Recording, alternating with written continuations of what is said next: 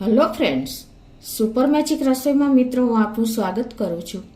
આજે હું ઘઉંના લોટના શક્કરપારાની રેસીપી તમારી સાથે શેર કરું છું મિત્રો. તો તમને ચોક્કસ આ વિડીયો ગમશે. ગમે તો લાઈક કરજો, શેર કરજો અને સબસ્ક્રાઈબ કરવાનું તો ભૂલતા જ નહીં. તો અત્યારે મેં 2 કપ ઘઉંનો રોટલીનો લોટ લીધો છે. આપણે ખાંડને બદલે સાકર વાપરશું. એલચી પાવડર છે, રવો છે, ઘી છે, તેલ છે, પાણી છે અને પિંચ જેટલું મીઠાનો ઉપયોગ કરશું. તો બનાવવાનું ચાલુ કરીએ. તો આપણે મેંદાનો બિલકુલ ઉપયોગ કર્યા વગર આજે આપણે બિસ્કિટ જેવા શક્કરપારા બનાવવાના છે, એ પણ ઘઉંના લોટમાંથી. તો આ 2 કપ ઘઉંના લોટ સામે અત્યારે હું 3 ટેબલ સ્પૂન જેવો રવો નાખું છું. તમે કોઈ પણ જાડો કે ઝીણો રવો લઈ શકો છો. આના હિસાબે આપણે એકદમ ખસ્તા શક્કરપારા બનશે. અને હવે એમાં આપણે પિંચ જેટલું મીઠું નાખશું. એને હિસાબે શું થશે, ટેસ્ટ એકદમ એન્હાન્સ થશે. અને હવે શું કરવાનું છે, આપણે આમાં જે આપણે સાકર લીધી છે ને, એ આપણે 2 કપ આપણે લોટ છે ને, તો એની સામે આપણે અડધો કપ સાકર લેશું. પરફેક્ટ મેજરમેન્ટ સાથે જ હું તમને આ બધું બતાવું છું. તો અત્યારે હું આ અડધો કપ સાકરને આપણે પહેલાં આ રીતે એક બોલમાં નાખી દેશું.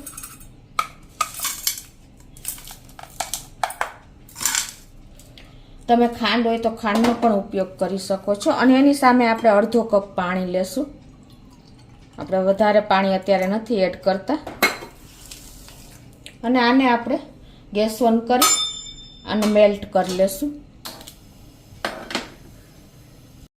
આ રીતે આપણે એને ચાસણી નથી કરવાની, પણ ખાલી મેલ્ટ થાય ને એટલી જ વાર આપણે એને ગેસ ઉપર રાખવાની છે. આ રીતે સાકર ઓગળતા થોડીક વાર લાગે છે, પણ જો તમારે ખાંડ હોય તો કોઈ ટાઈમ જ નહીં લાગે. સાકર પણ ઓગળી ગઈ છે. તો હવે ગેસ બંધ કરી દેશું અને આને ઠંડુ થવા દેશું. હવે આપણે 1/4 કપ જેટલું ઘીનું મોણ દેશું. તો પહેલા આપણે ઘીને પણ ગરમ કરી લેશું.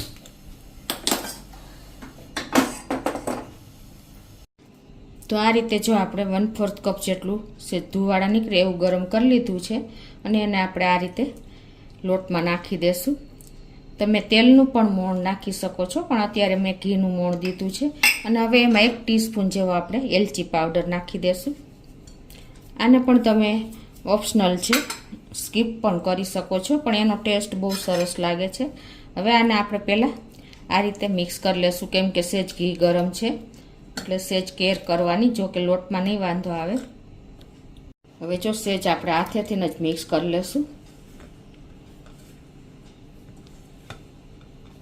આ રીતે જો મોણ આપણે મુઠ્ઠી પડતું થવું જોઈએ. તમે આ રીતે કરો ને તો મુઠ્ઠી ભાંગી જાય ને, ભાંગવી પડે ને એવું આપણે મોણ દેવાનું છે. અત્યારે પરફેક્ટ લોટ સાથે મેં બધું પરફેક્ટ જ મેજરમેન્ટ બતાવ્યું છે. હવે આનાથી આપણે જે સાકર મેલ્ટેડ કરી છે ને, એનાથી આપણે લોટ બાંધી લેશું. આ લોટ આપણે કઠણ બાંધવાનો છે, એટલે તમારે જો એ પ્રમાણે જ પાણી એડ કરજો. સાકરવાળું પાણી ફૂલ અડધો કપ જેવું છે એ હું નાખી દઉં છું. અને પછી એક્સ્ટ્રા પાણી તમારે જોઈએ તો તમારે એડ કરવાનું છે. તો આ રીતે આપણે જો બધું સાકરવાળું પાણી નાખી દીધું છે, મેલ્ટેડ કરેલું. અને હવે ઉપરથી આપણે જોઈને તો પાણી નાખવાનું છે. આ રીતે આપણે એકદમ ભાખરી જેવો લોટ બાંધવાનો છે. હવે ઉપરથી આપણે થોડુંક સાદું પાણી પણ એડ કરી દેશું. કેટલું જોઈએ એ હું તમને હમણાં બતાવી દઉં.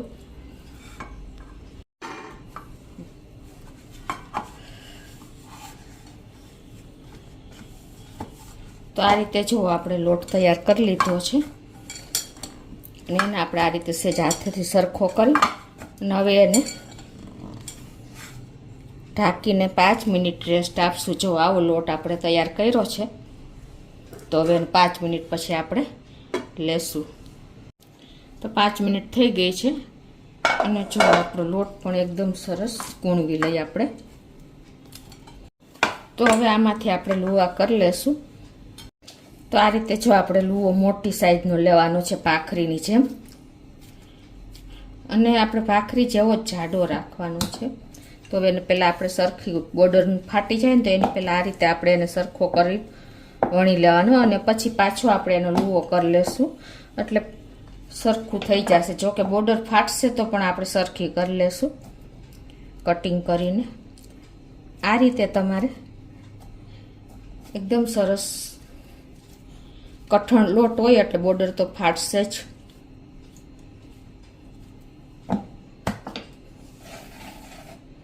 હવે આ રીતે આપણે એને વણી લેશું મોટા રોટલામાં.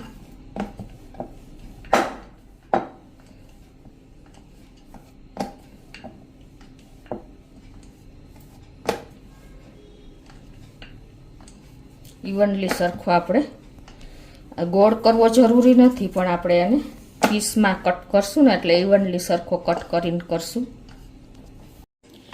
તો આ રીતે જો આપણે ભાખરી જેવો જાડો વણી લીધો છે. હવે એની એજીસ તો આપણે ફાટી જ ગઈ છે તો એને આ રીતે આપણે કટ કરી લેશું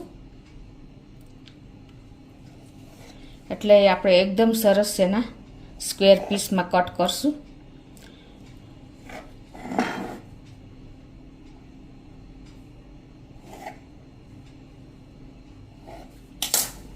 નાનો પાછો આપણે ઉપયોગ કરી લેશું.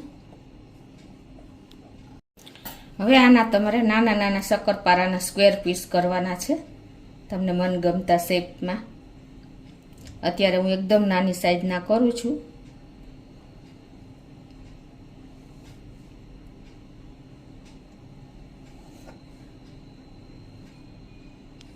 આ રીતે આપણે પાછા આવી રીતે સ્ક્વેરમાં કટ એટલે આડા કટ મૂકશું.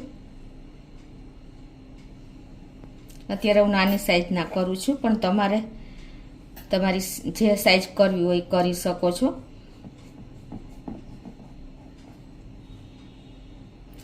એકદમ આ સરસ આપણે બિસ્કિટ જેવા તૈયાર થશે. તે જો આપણે આવો જાડા સરસ રાખ્યા છે. હવે એને આપણે આ રીતે એક વાસણમાં નાખી દેશું અને આને આપણે હારે હારે તરતા જાશું, નહીંતર સુકાઈ જશે ને તો પણ આપણે શક્કરપારા સરખા નહીં થાય. આ રીતે અત્યારે હું પ્લેટમાં નાખી દઉં છું.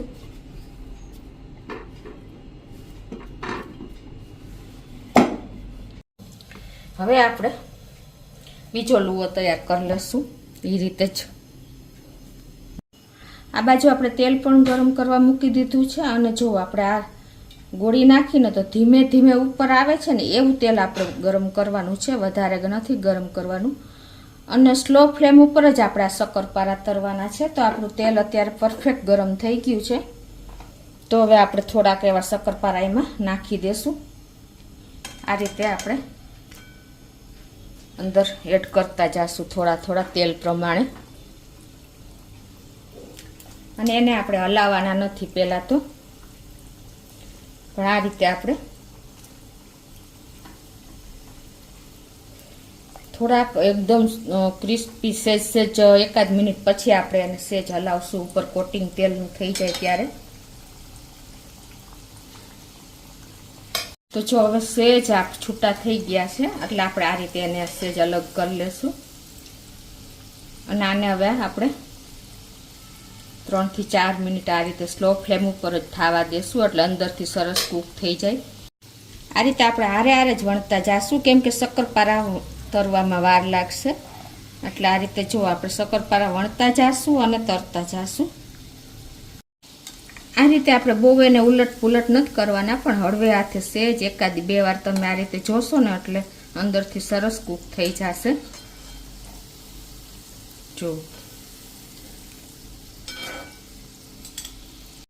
તો આ રીતે જો આપણે 4 મિનિટ પાછા પછી ફેરવા છે, બીજી 4 મિનિટ પછી પાછા આપણે હવે ત્યારે જો આ કલર આવી ગયો છે મિત્રો.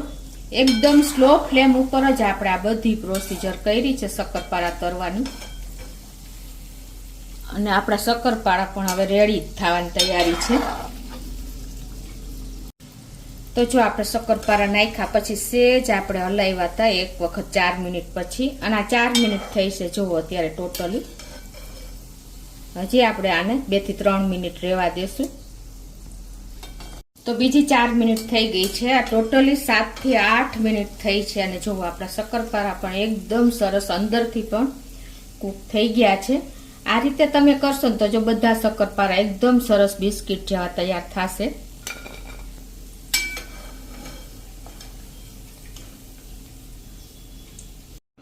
તો મિત્રો આપણા શક્કરપારા જો એકદમ સરસ ફાટી પણ ગયા છે અને એકદમ ક્રિસ્પી બિસ્કિટ જેવા થયા છે. તમને ખોલીને પણ બતાવી દઉં. જુઓ મિત્રો, આપણે તમે આમ કરશો ને તો ભાંગી પણ જશે. જુઓ છે ને, અને આમ ભરભર ભૂકો પણ થઈ જશે. જુઓ છે ને મિત્રો, એકદમ બિસ્કિટ જેવા આપણા શક્કરપારા રેડી થયા છે મિત્રો, ખસ્તા અને એકદમ ક્રિસ્પી. તો તમને ચોક્કસ એક વખત આ રીતે ટ્રાય કરજો. અને તમને મારો વિડીયો ગમે તો લાઈક કરજો, શેર કરજો અને સબસ્ક્રાઈબ કરવાનું તો ભૂલતા જ નહીં.